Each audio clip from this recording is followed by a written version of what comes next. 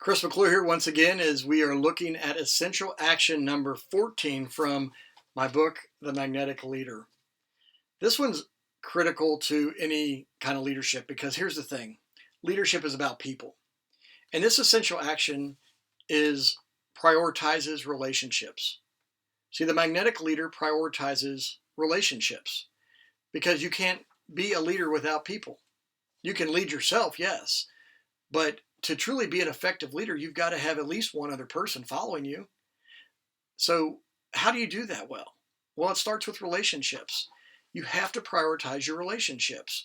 And so in this chapter, I talk about building relationships with your people. How do you do that in a way that's effective and that's purposeful, that's helpful, that's beneficial to you and to them? That's not manipulative, but it is definitely strategic and intentional.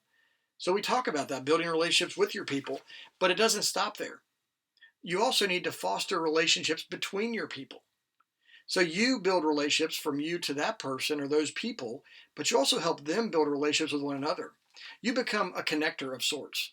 Think about an air traffic controller who is sitting up in the tower trying to just kind of see what's going on around them. And so they're ultimately making sure that obviously in that situation, planes aren't colliding.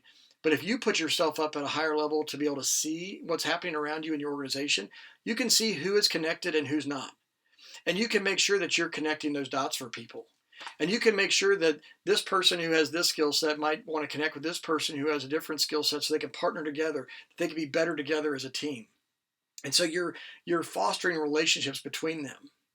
And then third, you champion relationships in your organization. You make sure that it isn't just about how you build relationships. It's not just about how you help other people build relationships, but that you basically set a new standard and you say, you know what, we are a relational culture. We're going to be about one another. We're going to help each other succeed. We're going to challenge each other when needed. We're going to hold each other accountable, but we're going to do it out of a place of relationship that we can trust one another, that we know that each of us has their best interest in mind. And when you do that, when you champion that kind of a culture, then you can go farther faster as well as a leader. You can take your team to new heights. You can accomplish new goals and objectives. You can accomplish your vision and the mission of the organization. You can be a better leader. You can be the kind of leader that people truly want to be around because they know that you care about people.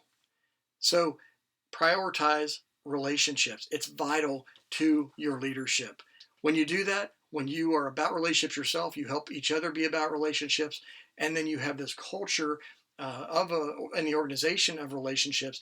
It changes everything. So take that essential action, dive into it, think about how can that be applied in your situation, because it's so critical in your leadership. But when you get it right, it makes all the difference in the world. So take care until next time.